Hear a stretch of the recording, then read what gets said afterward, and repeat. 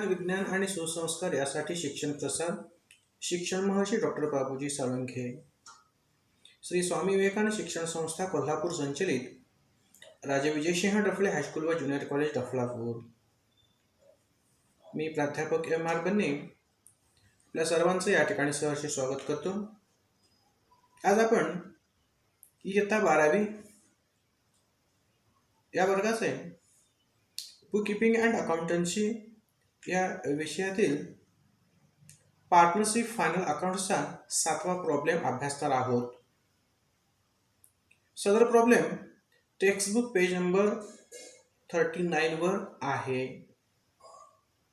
चला तर प्रॉब्लेमला सुरुवात करूया। सुरुवातीला एक सूचना अशी आहे की आपल्या सर्व विद्यार्थ्यांना की आपल्या वहीमध्ये सर्वांनी पहिल्यांदा प्रॉब्लेम लिहून घ्यायचा आहे, मग त्यानंतर त्या ठिकाणी व्यवस्थित स्केलिंग करून सोडवण्याचा प्रयत्न करायचा आहे।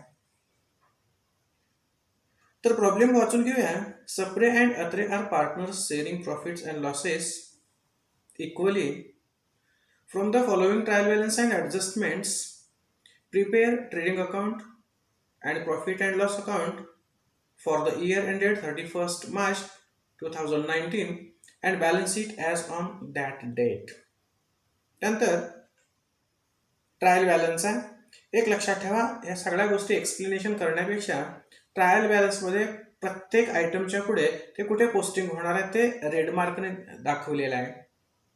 तर प्रॉब्लेम सॉल्व्ह करताना पुन्हा मी प्रत्येक आयटम्स त्या ठिकाणी एक्सप्लेनेशन करणारच आहे। तर यापुढे ॲडजस्टमेंट्स बघा, एकूण 6 ॲडजस्टमेंट्स आहेत। क्लोजिंग स्टॉक आहे, depreciation, land and building and machinery. Closing stock आहे, पहिल्याचं त्याचं काय कुठे इफेक्ट होणार, मार्किंग होणार नाही। तर 2 नंबर ॲडजस्टमेंटमध्ये लँड अँड बिल्डिंग आणि मशिनरीला ॲडजस्टमेंट दिलेलं आहे, त्यामुळे त्या दोन्ही आयटमना मार्किंग करून घ्यायचं आहे।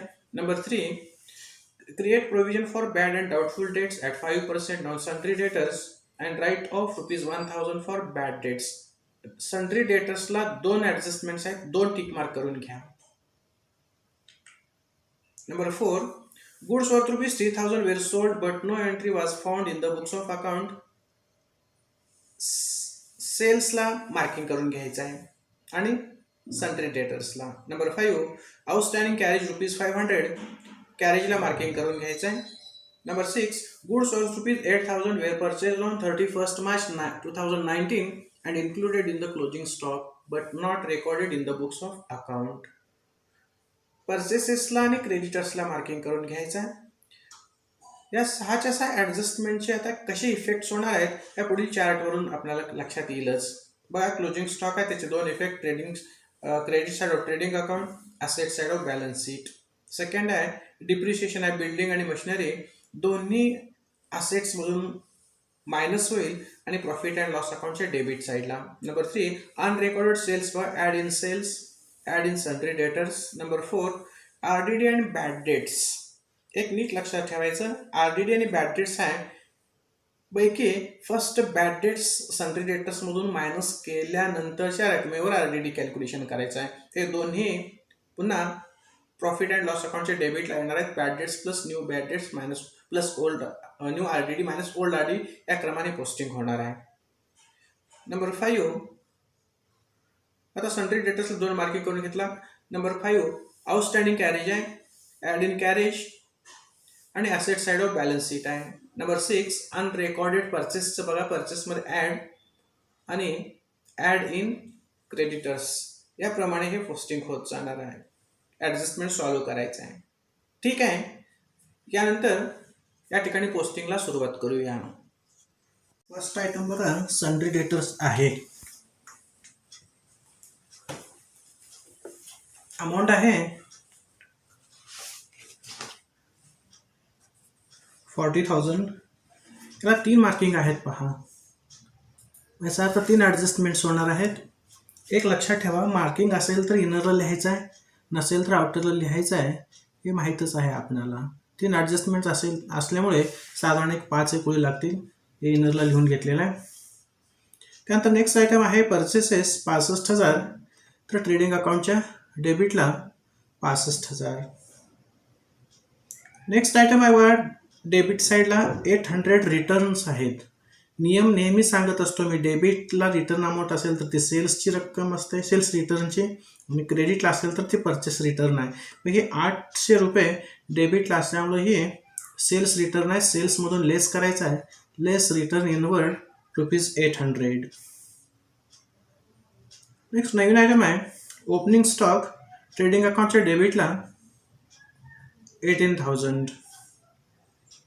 त्याच्यानंतर लँड अँड बिल्डिंग हे असेट आहे, मार्किंग आहे, इनर लिहून घ्या 10,000. नेक्स्ट आहे कॅरेज 1,200 रुपये आहे. या कॅरेजला देखील मार्किंग आहे. कॅरेज हा ट्रेडिंग अकाउंटच्या डेबिटला येत असतो.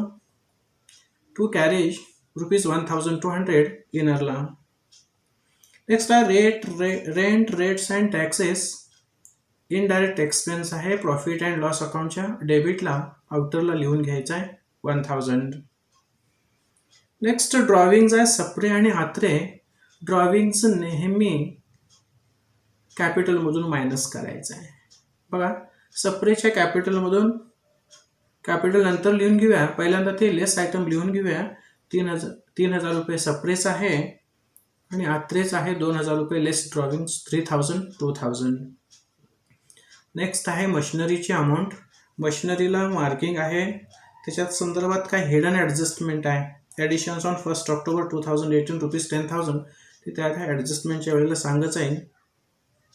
बघा सॉरी ड्रॉविंग नंतर माफ करा, सॅलरीची रक्कम आहे 3,200 प्रॉफिट अँड लॉस अकाउंटच्या डेबिटला. त्याच्यानंतर बॅड डेट्स अमाऊंट आहे. Bad debts profit and loss अकाउंटच्या डेबिटला, त्यालाही मार्किंग आहे. इनरला 1,000. एक लक्षात ठेवा बॅड डेट्स ॲडजस्टमेंटमध्ये देखील बॅड डेट्स आणि RDD आहे आणि इथं ट्रायल बॅलन्सला देखील RDD आहे क्रेडिट साईडला.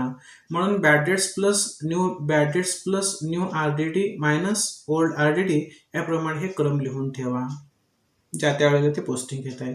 आता नेक्स्ट बघा, मागे सांगितल्याप्रमाणे मशिनरीला मार्किंग आहे. असेटला इनर लिहून घ्यायचं मशिनरी 25,000.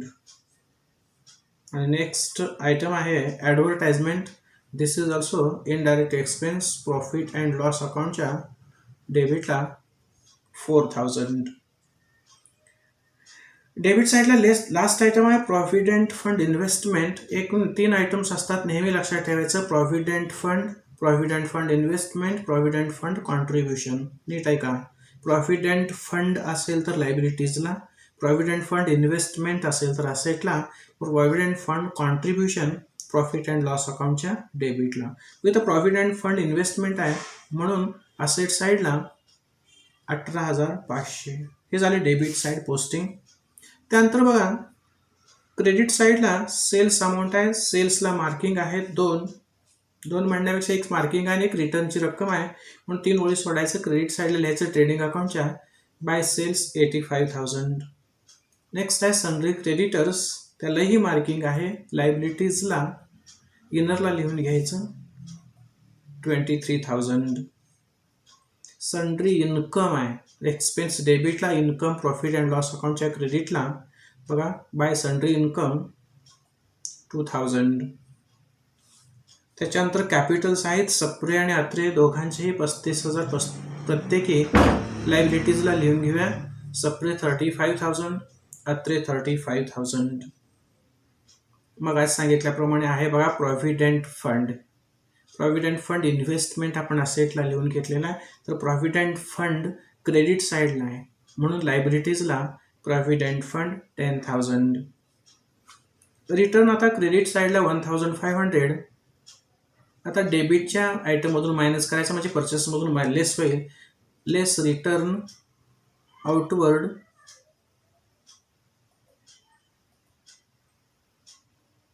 1,200 सो 1,500. नेक्स्ट आहे कमिशन प्री रिसिव्ड आहे, क्रेडिट साईडला आहे. इन्कम तर नाही, ॲडव्हान्स रिसिव्ड आहे इन्कम, म्हणजे ही देणी बाजू लायबिलिटीची असते म्हणून लायबिलिटी साईडला कमिशन प्री रिसिव्ड 800. आणि ट्रायल बॅलन्सच्या क्रेडिट साईडला लास्ट आयटम आहे RDD. न्यू RDD नेहमी ॲडजस्टमेंटमध्ये असते आणि ओल्ड RDD हा ट्रायल बॅलन्सला आहे, त्यामुळं तो डेबिटला आपण लिहून घेतलेला आहे bad debts plus new RDD minus old आरडीला 400 लिहून घेतला आहे. त्यानंतर लक्षात ठेवा आता ॲडजस्टमेंट्स आहेत. प्रत्येक ॲडजस्टमेंटचे किमान 2 इफेक्ट व्हायला पाहिजेत. सुरुवातीला सांगितल्याप्रमाणे तो कुठे कुठे इफेक्ट 2 होतात ते सांगितलेलं आहे. तुम्ही व्हिडिओ पॉज करून ते बघू शकता. फर्स्ट आहे क्लोजिंग स्टॉक. फर्स्ट इफेक्ट होणार आहे ट्रेडिंग अकाउंटच्या क्रेडिटला आणि दुसरा बॅलन्स शीटच्या असेटला. पहिलं बघा, ट्रेडिंग अकाउंटच्या क्रेडिटला बाय क्लोजिंग स्टॉक ₹38,000 आणि सेकंड आहे बॅलन्स शीटच्या असेटला क्लोजिंग स्टॉक 23,000. 2 नंबर ॲडजस्टमेंट बघा, depreciate land and building at the rate of 5% and machinery 10%. Land and बिल्डिंगला 5% आहे. प्लेन काही त्याला हिंट दिलेलं नाही. ट्रायल बॅलन्सला बघू शकता. मात्र प्लांट अँड मशिनरीला मार्किंग ब्रॅकेटमध्ये काहीतरी हिंट सांगितलेलं आहे. म्हणून लँड अँड बिल्डिंगच्या 5% डिप्रिसिएशन आहे. 10,000च्या 5% ₹500 मायनस होईल. आउटरला 9,500. तर प्लांट अँड मशिनरीला डिप्रिसिएशन 10% दिलेला आहे. जर काहीच हिडन ॲडजस्टमेंट किंवा ब्रॅकेटमध्ये हिंट नसेल तर 25,000च्या 10% 2,000 घेतला असता. पण हे असं सांगतात की एकूण मशिनरीची रक्कम 25,000 आहे. ट्रायल बॅलन्सला बघू शकता. Additions on 1 October 2018 ₹10,000. याचा अर्थ ती 25,000 कशी झालेली आहे. मूळ सुरुवातीची ओरिजिनल अमाऊंट 15,000 आहे, ती ओल्ड आहे आणि न्यू 10,000ची परचेस केलेली 1 ऑक्टोबर 2018ला. जुनी किती आहे, 15,000ची आहे. मग 15,000च्या 10% पूर्ण इयर घ्यायचं, 12 महिन्याची रक्कम.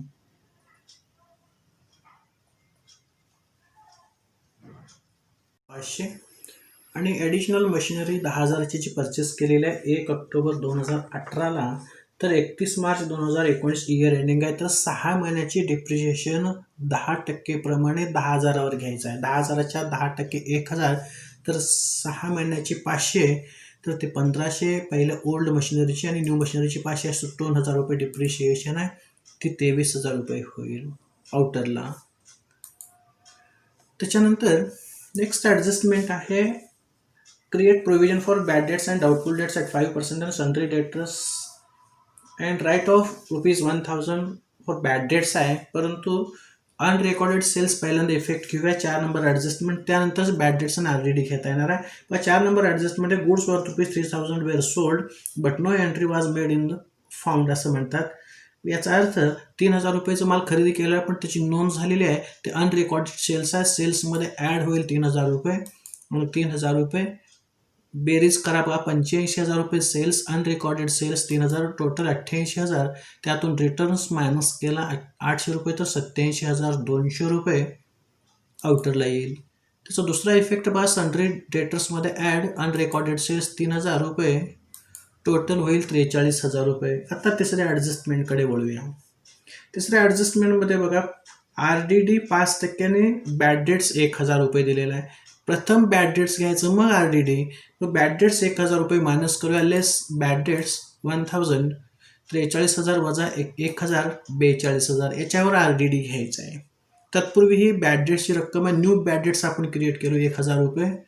प्रॉफिट अँड लॉस अकाउंटच्या डेबिटला बघा, bad debts 1,000, new bad debts 1,000. आता 42,000वर 5% आरडीडी घ्यायचं आहे. लेस आरडीडी ॲट 5%. 42,500च्या 5% 2,100. आउटरला येईल 39,900. ही ₹2,100 न्यू आरडीडी आहे. प्रॉफिट अँड लॉस अकाउंटच्या डेबिटला न्यू आरडीडी बघा, 1,000 plus 1,000 plus 2,100 is equal to 4,100 minus old RDD 400 is equal to 3,700. बघा 1, 2, 3, 4 ही ॲडजस्टमेंट क्लिअर झाली. 5 नंबर ॲडजस्टमेंट आहे आउटस्टँडिंग कॅरेज. कॅरेजमध्ये ॲड होईल ट्रेडिंग अकाउंटच्या डेबिटला, ॲड आउटस्टँडिंग ₹500 आणि इट्स अ लायबिलिटी, म्हणून लायबिलिटीजला आउटस्टँडिंग कॅरेज 500.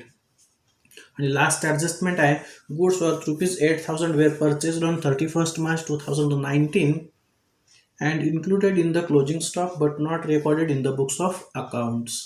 अनरेकॉर्डेड परचेस आहे. परचेसमध्ये ॲड आणि सन्ड्री क्रेडिटर्समध्ये ॲड होईल. बघा, फर्स्ट आहे परचेसमध्ये अनरेकॉर्डेड 8,000 62,000 अधिक 8,000 73,000. त्यातून रिटर्न मायनस करा 1,500, आउटर लागेल 71,500. सो दुसरं इफेक्ट होईल सन्ड्री क्रेडिटर्समध्ये add plus unrecorded purchase 8,000 is equal to 31,000. Okay, अशा तऱ्हेने 6च्या 6 ॲडजस्टमेंट क्लिअर झालेला आहे. मात्र यानंतर आता ट्रेडिंग क्लोज करत जाऊया सिक्वेन्सने. Trading account, profit and loss account आणि बॅलन्स शीट या क्रमाने त्या ठिकाणी टोटलिंग करत जायचं आहे. फर्स्ट ट्रेडिंग अकाउंट क्लोज केल्यानंतर असे दिसेल आपल्याला क्रेडिट साईडची टोटल आहे 1,10,200, तर 91. डेबिट साईडची बेरीज येते 91,200. क्रेडिटची जास्त आहे ती दोन्ही साईडला लिहून घेऊया 1,10,200. डिफरन्स येते 19,000 रुपये डेबिटला, ते आहे ग्रॉस प्रॉफिट कॅरी डाऊन 19,000. बघा, ट्रेडिंग अकाउंटच्या डेबिटला ग्रॉस प्रॉफिट कॅरी डाऊन, तो प्रॉफिट अँड लॉस अकाउंटच्या क्रेडिटला आपण ब्रॉट डाऊन करत असतो by gross profit. Brought down किंवा ब्रॉट फॉरवर्ड अमाऊंट आहे 19,000. आता एक लक्षात ठेवा, प्रॉफिट अँड लॉस अकाउंटला एक नजर चुकीनं डेप्रिशिएशन लिहून घ्यायचं राहिलेलं आहे, तर ते डेबिटला लिहून घेऊया. To depreciation on land and building 500 and on machinery 2,000, आउटरला 2,500. चला आता profit and loss account close केला तर असं लक्षात येईल की क्रेडिटची टोटल आहे 21,000 रुपये, दोन्ही साईडला लिहून घेतलेलं आहे, घ्यायचं. आणि डेबिटची टोटल येते 14,400. बघा, क्रेडिटचे 21,000, डेबिटला 14,400. क्रेडिट बॅलन्स आहे 6,600, डिफरन्स आहे. Credit balance we have net profit 6,600 net profit आहे, ते दोन्ही पार्टनर्समध्ये डिस्ट्रीब्यूट करायचं आहे आणि तो कॅपिटल अकाउंटला ट्रान्सफर करायचा आहे. मात्र रेशो सुरुवातीलाच वाचला, तुम्ही सुरुवातीला बघू घेऊ शकता, इक्वल रेशो आहे. त्यामुळे 6,600 नेट प्रॉफिट प्रत्येकी 3,300 याप्रमाणे येईल. सप्रे 3,300, अत्रे 3,300, 6,600 तो दोघांच्या कॅपिटलमध्ये ॲड करायचा. बघा, सप्रेस capital 35,000, add net profit 3,300, total 38,300. त्यातून ड्रॉविंग्ज मायनस करा 3,000, तर आउटरला येईल 35,300. सेम अत्रेचं कॅपिटल आहे 35,000 आणि त्याच्या कॅपिटलमध्ये नेट प्रॉफिट ॲड करा 3,300, टोटल होईल 38,300. त्यामधून 2,000 रुपये ड्रॉविंग्ज मायनस होईल, आउटरला 36,300. या पद्धतीनं पोस्टिंग झाल्यानंतर बॅलन्स शीटची दोन्ही बाजू जर टोटल केला तर आपल्याला असं दिसेल की दोन्ही साईडची टोटल 1,13,900 येईल. याचा अर्थ 1,13,900 हा प्रॉब्लेम टॅली होईल. ओके, याच पद्धतीनं आता बाहेर तुम्हाला खात्रीच करायचं असेल तर या पद्धतीनं बघा, डिस्ट्रीब्युशन ऑफ प्रॉफिट कसं केलेलं आहे. ग्रॉस प्रॉफिट काढताना काय केलेलं आहे, क्रेडिट साईड 1,10,200, डेबिट 91,200, 19,000 रुपये ग्रॉस प्रॉफिट आहे. आणि नेट प्रॉफिट कॅल्क्युलेशन या पद्धतीने बघा, प्रॉफिट अँड लॉस अकाउंटची क्रेडिट आहे 21,000, डेबिट साईड 14,400, 6,600 रुपये ग्रॉस नेट प्रॉफिट आहे.